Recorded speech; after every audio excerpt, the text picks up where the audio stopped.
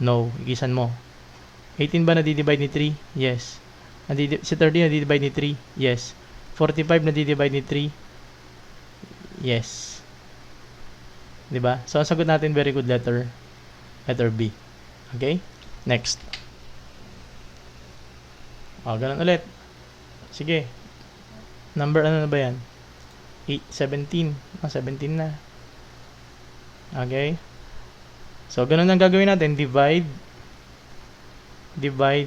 given. Pag GCF. Saan ka daw mag-i-start? Siyempre, G.